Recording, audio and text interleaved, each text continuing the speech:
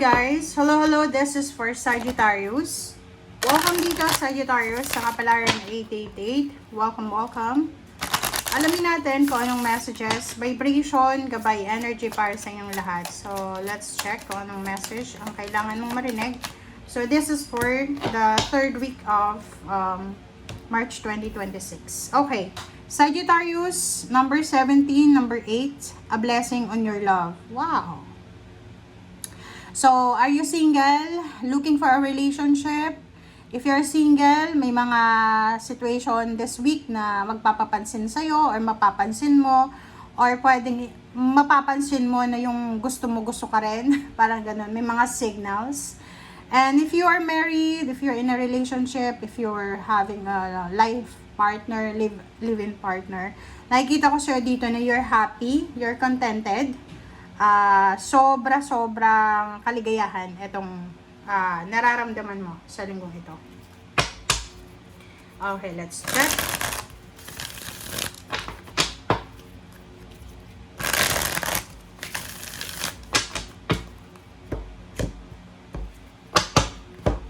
Okay. First card natin is King of Pentacles, Death card, Queen of Pentacles. Wow. Okay, ang galing. The Tower, and then Two of Pentacles. Okay. And sa ilalim mo dito is Seven of Wands. This is fire sign energy, which is your sign. So, nakikita ko sa iyo dito, guys, na meron sa inyo dito, Sagittarius, since this is your energy, na kailangan mo daw ipaglaban. Like for example, trabaho. Kailangan mong pagbutihin yung trabaho mo. Okay?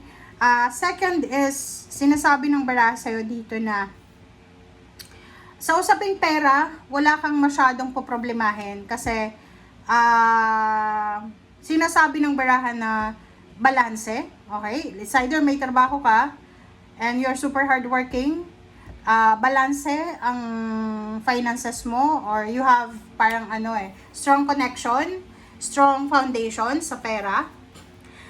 Yung mga pwede lang natin dito na maging issue is relationship, like intimate relationship, asawa, boyfriend, girlfriend, because of job. So, yun lang ang magiging problema is because of pagiging workaholic mo.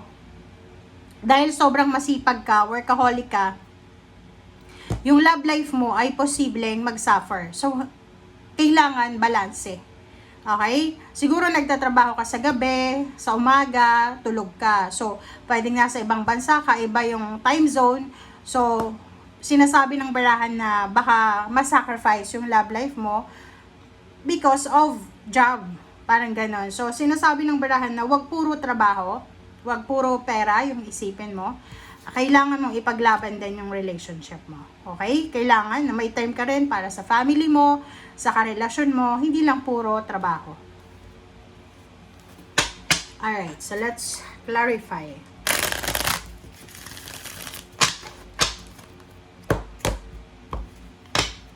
Okay, King of Pentacles. Wow! O, di ba? Ang sabi ng baraha sa'yo dito, lahat ng mga financial problems mo ay masasettle mo yan.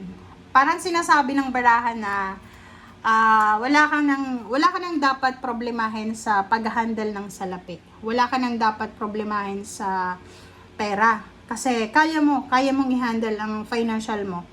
Ang problema lang talaga dito is yung emotion mo. Diba? Sabi ng baraha sa'yo dito, may magtapos man, like for example, mag-resign ka man or alisin ka man sa trabaho, still you have there's a good future waiting for you. Parang ganon. So, ang finances mo, walang dapat na ipag-alala. Okay? Walang dapat ipag-alala sa sobrang sipag mo, sa sobrang dedicated mo sa trabaho. Kahit na mawalan ka pa raw ng trabaho, ma-lay off ka, ma-terminate ka, makakahanap ka pa rin ng way out. Makakahanap ka pa rin ng lugar kung saan kakikita ng pera. Okay, Queen of Pentacles. Wow! So, maraming balita ka na kailangan na antayin. maraming information, offers na financial siya na pwede mong pagkakitaan. So, parang pinag-aagawan ka. Pinag-aagawan ka ng team, pinag-aagawan ka ng mga employers. Ang ganda ng baraha mo kasi Sagittarius, parang you are notorious because of being hard worker, dedicated na worker, na employee. Hindi yung notorious ka kasi tamad ka, no. So, ang galing, sobrang galing mo sa trabaho. So, sinasabi ng baraha sa'yo na in the near future, wala kang dapat ipag-alala, lalo na sa pera. Kahit saan ka man pumunta, kikita ka. Kahit saan ka pumunta, maraming magkakagusto, magkakandara pa sa'yo na bigyan ka ng trabaho. 'Di ba? Kaya lang, yun, ulitin natin, sabi ng baraha sa'yo, yung finances mo, magbo-blossom siya. May iba sa inyo, pwedeng yumaman, bigla. Or parang tawag dito, magiging sobrang yaman ka. Ang problema yung 4 of Wands mo. Kasi, posibleng, yun nga, sabi ko, ulitin natin, because of your hard work, because of pagiging multitasker mo, busy ka, pwedeng mapabayaan mo yung pamilya mo, especially yung love life mo. Okay, so sinasabi ng baraha sa'yo na kailangan mo ng focus, okay? Love life talaga, guys. Protect your love life. Hindi puro trabaho, guys, ha. Sabi ng baraha sa'yo, wag mong etong linggong ito, sinasabi ng baraha, wag mong walang bahala. Yung halimbawa, yung asawa mo humingi ng oras sa'yo, like sasabihin sa'yo, Sagittarius, pwede bang bigyan mo ko ng isang araw, magpahinga muna tayo, ganyan, magbakasyon tayo, magsimba tayo, bigyan mo ng oras, kasi yung 2 of Cups mo, yun yung kailangan ng protection sa ngayon, hindi pera. Ang kailangan mo sa ngayon is love life. Kailangan mong proteksyonan yung love life mo. Kailangan mong ayusin yung pamilya mo. Kasi baka wala ka ng oras sa anak mo kung may anak ka.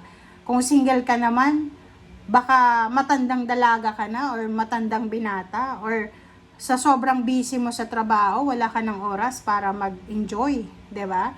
So, yun ang sabi ng baraha sa'yo dito. Mag-focus ka sa emotion mo. Kapain mo nga yung puso mo. Kailan ka ba huling kinilig? Nakikita ko sa'yo dito na maganda naman yung purpose mo sa pagiging hard worker. Pero, yun na nga, maging mindful ka rin sa emotion ng mga taong nagmamahal sa'yo. Okay? Kasi pag napabayaan mo yan, diba? Aanin mo yung maraming pera kung iniwanan ka na. Diba? So, thank you guys for watching. Bye!